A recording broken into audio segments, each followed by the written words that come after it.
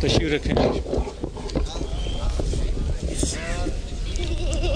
درود شریف پڑھیں. اللہم صلی علی سیدنا و مولانا محمد وعلی آلہ و اصحابہ اجمعین. چونکہ وقت مختصر ہے تو چند باتیں پیش خدمت ہیں. ابھی یہ بات ہوئی تھی کل جس کا ذکر نوجوان نے اپنے گفتگو میں کیا کہ ہم سب علم حاصل کریں. تو اس حوالے سے آپ سب کو یہ تاکیدی گزارش ہے کہ چونکہ ماہ سیام ہے تو ہم کوشش کریں کہ بنیادی ضروری دینی تعلیم کو ہر فقیر ہر دوست حاصل کرے، اور یہ بہت اہم اور ضروری کام ہے. اس سے کوئی بھی غفلت کا مظاہرہ نہ کرے، اور اتنے بھی ہم جاہل اور لا علم نہ رہ جائیں کہ کوئی بھی بیوقوف اور نادان شخص اور جاہل خود ہو وہ ڈنڈا لے کر ہمارے سامنے کھڑا ہو جائے اور کہے کہ میں بڑا عالم ہوں. ہم کہیں ہاں تم بڑے عالم ہو.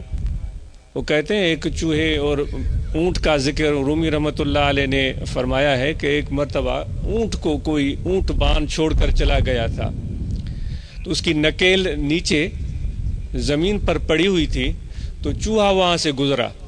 تو چوہے نے دیکھا اتنا بڑا جانور، اس کو ابھی ایک شخص کھینچ کر لے جا رہا تھا، تو اتنا دیو ہیکل جانور اس چھوٹے شخص کے پیچھے بلا چونچرا چلتا جا رہا تھا.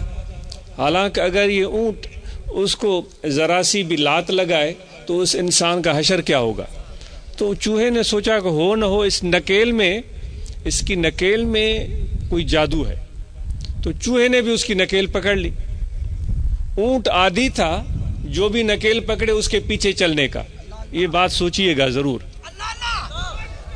یہ بات ضرور سوچئے گا، آپ اس پر ضرور غور کیجئے گا. تو اونٹ عادی تھا جو بھی اس کی نکیل پکڑے تو وہ آنکھیں بند کر کے اس کے پیچھے چلنا شروع کر دیتا تھا. تو اونٹ اس کے پیچھے ہی چل پڑا.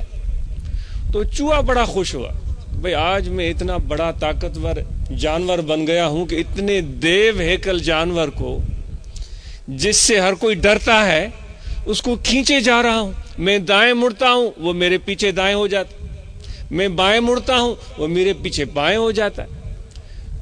تو چوہا اپنی حقیقت بھول گیا. تو چلتے چلتے وہ دریا کے کنارے پہنچ گئے. جب دریا کے کنارے پہنچے تو وہ چوہا بڑا سٹ پٹایا، رک گیا اور دیکھنے لگا کہ بڑا اونا اور گہرا پانی ہے، اب کیا کروں. تو پیچھے سے اونٹ کو بھی شرارت سوجی اور اس کو کہنے لگا کہ اے میرے رہبر، اے میرے رہنما، کیا ہوا؟ آپ کھڑے ہو گئے، آگے بڑھیں. تو چوہے سے کچھ بات بن نہ پڑے.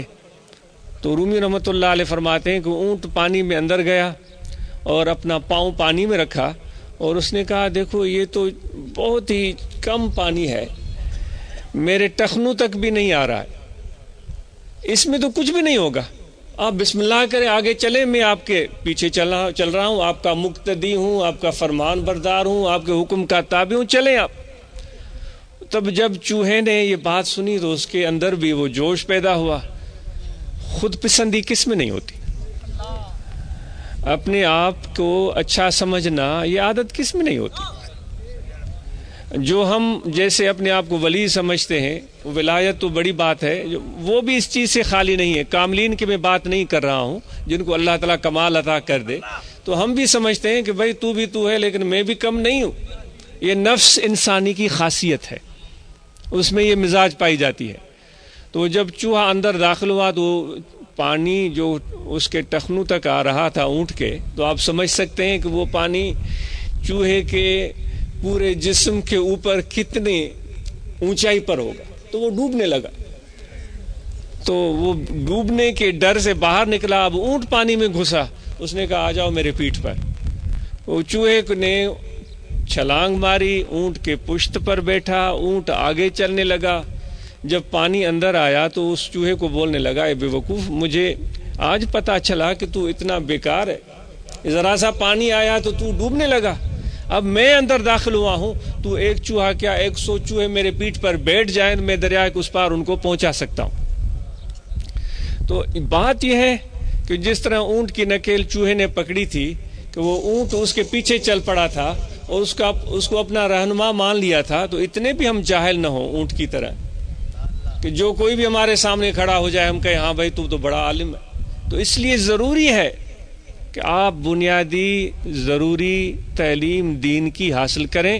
ابھی علماء حضرات اپنی رپورٹ بیان کر رہے تھے، تو جب دوست تیار ہیں، جو اب روحانی طلبہ جماعت کے شکیل صاحب کہہ رہے تھے کہ ہم سیکھنے کے لیے تیار ہیں، تو علماء بھی اپنا پروگرام ترتیب دیں۔ مولانا رفیق صاحب اور ان کے دوست پارسا صاحب جو بھی اپنی رپورٹ بیان کر رہے تھے، وہ بھی اپنا پروگرام ترتیب دیں کہ وہ کس طرح ایسے برانچز میں جائیں گے، اور جہاں دوست دین کی تعلیم حاصل کرنا چاہتے ہیں، قرآن مجید کی آیات احادیث یاد کرنا چاہتے ہیں، فقہی مسائل سیکھنا چاہتے ہیں، ان کو کس طرح فائدہ پہنچا سکیں، تو آپس میں رابطہ کریں اور یہ سلسلہ ضرور شروع کریں۔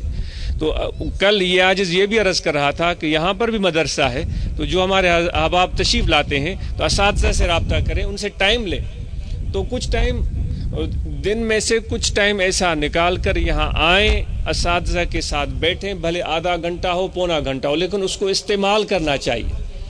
ایسا نہ ہو کہ بیٹھ گیا استاد کے سامنے اور بات شروع ہو گئی، ہاں سے کیا حال ہے؟ استاد صاحب نے کہا سے سب ٹھیک ٹھاک ہے، موسم بڑا اچھا ہے۔ اس طرح اپنا وقت ضائع نہ کریں، بیٹھیں، فوراً کام شروع ہو جائے، تعلیم مکمل ہو گئی، اب جس جو آیا ہے آدھا گھنٹہ نکال کے، اب وہ کہیں بیٹھ کر کسی سے بات کرنا چاہتا ہے تو اس کی مرضی ہے، لیکن پہلا کام یہ ہونا چاہیے۔ تو یہ بات آپ کو تاکیداً عرض کی جاتی ہے، اور معتکفین جہاں بھی اعتکاف کے لیے بیٹھیں تو اس چیز کو ضرور مد نظر رکھیں۔ اگر جمعیت علماء ایسا اہتمام کرتی ہے مختلف مساجد میں کہ معتکفین کو وہ درس قرآن، درس حدیث، درس مسائل دے رہے ہیں، تو ایسی مساجد میں آپ تشریف رکھیں تاکہ ان علماء سے استفادہ کر سکیں۔ ایک اور بات بھی ہمارے دوستوں سے جب پنجاب ہم گئے تھے گزشتہ دنوں، تو ان دوستوں سے اس کا ذکر ہوا تھا، اس پر غور و فکر بھی ہوا تھا۔ مجھے علم نہیں ہے کہ کتنے ہمارے جو متعلقین دوست ہیں ان کے کتنی تعداد میں بچے کراچی کے مختلف تعلیمی اداروں میں تعلیم حاصل کرتے ہیں۔ کوئی یونیورسٹیز میں پڑھ رہے ہوں گے، پرائیویٹ کالج ہیں، پرائیویٹ یونیورسٹیز ہیں، سرکاری ہیں، ان میں کتنے کراچی میں بچے تعلیم حاصل کر رہے ہیں اور ان کو ہاسٹل کی ضرورت ہوگی، وہاں ہاسٹل میں رہتے ہوں گے۔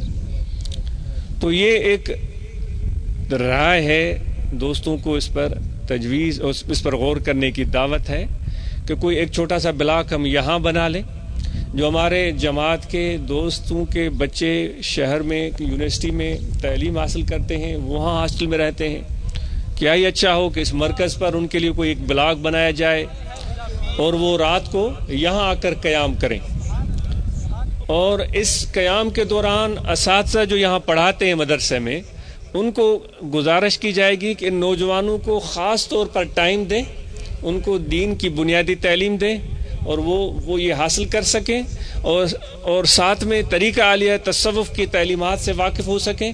3 سال 4 سال وہاں ان کی یونیورسٹی ہے، وہ بھی مکمل ہو جائے گی، اور الحمدللہ یہاں بنیادی ضروری تعلیم بھی وہ حاصل کر لیں گے۔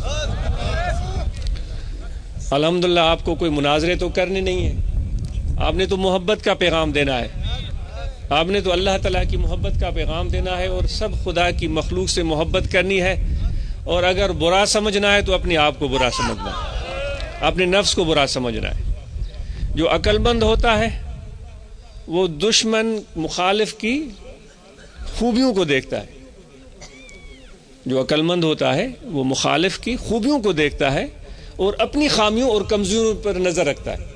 جو بے وقوف ہوتا ہے وہ اپنے مخالف کی کمزوریوں کا مذاق اڑاتا ہے اور اپنی کمزوریوں کو بھول جاتا ہے، اور اپنی چھوٹی موٹی خوبی کو بہت بڑا سمجھنا شروع کر دیتا ہے کہ میں تو بڑا ہوں۔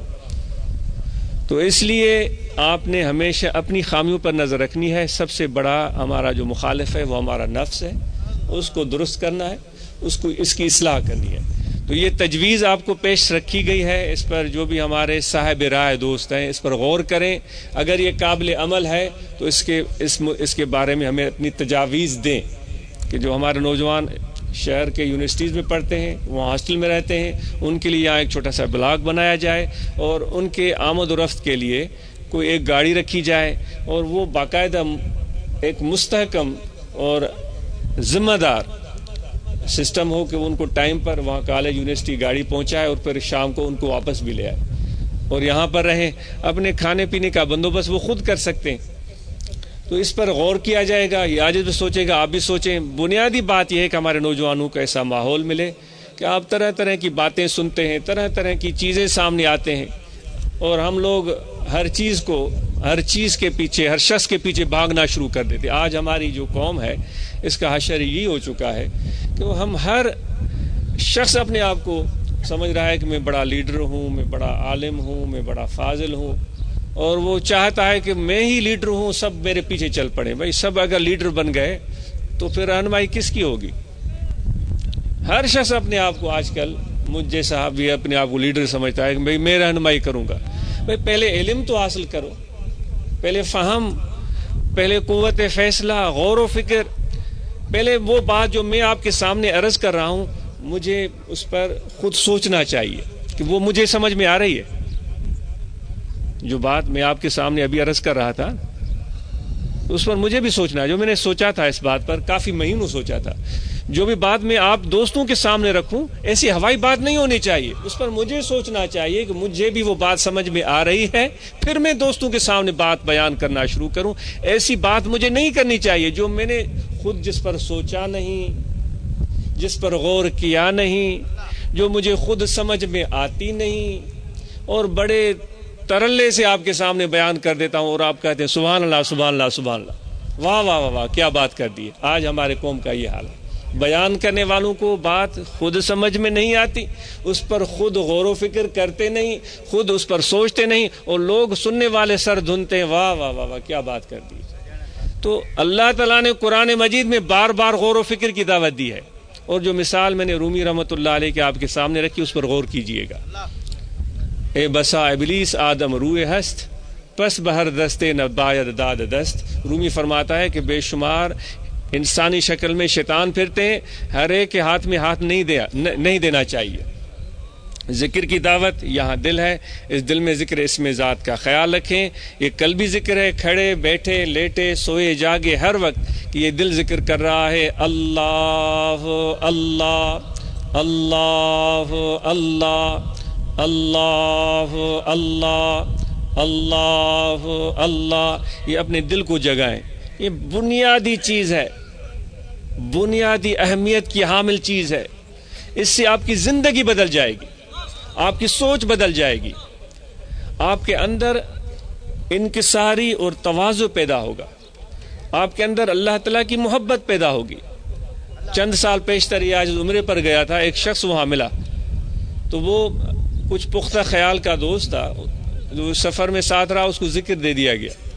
تو وہ کبھی کبھار مجھے فون کرتا ہے, وہ بولتا ہے کہ یہ ذکر میں نے کیا لیا, میری سوچ ہی تبدیل ہو گئی. حالانکہ اس نے صحبت بھی نہیں کی, کوئی ٹائم بھی نہیں گزارا, ایک سفر میں ساتھ رہا تھا کچھ لمحات کے لیے. تو میری زندگی بدل گئی ہے. میں پہلے بھی حرم کعبہ میں جاتا تھا, لیکن جب میں اب جاتا ہوں وہ میرا جانا کچھ اور ہوتا ہے. اب مجھے صحیح سمجھ آتا ہے کہ حرم کعبہ کی حقیقت کیا ہے اور اس کی اہمیت کیا ہے, اس کے فوائد کیا ہیں, اس کی برکتیں کیا ہیں. تو اس لیے آپ کو تاکید کی جاتی ہے کہ ذکر کرو ذکر کرو ذکر کرو, کثرت سے ذکر کرو. جو نئے لوگ آئے ان سب کو ذکر کی دعوت عرض ہے. اگر آپ نے پہلے طریقے ذکر نہیں سنا ہوا تو یہاں احباب موجود ہوں گے, ان سے پوچھ لیجئے گا. وقت قلیل ہے. اللہ تعالی ہم سب کی حاضری قبول فرمائے. الحمدللہ رب العالمین. اللہم صلی علی سیدنا و مولانا محمد و علی آلہ و اصحابہ اجمعین. اللہم طہر قلوبنا من غیرک و نور قلوبنا بنور معرفت. صلی اللہ تعالی علی خیر خلقہ و نور عرشہ سیدنا و مولانا محمد و علی آلہ و اصحابہ.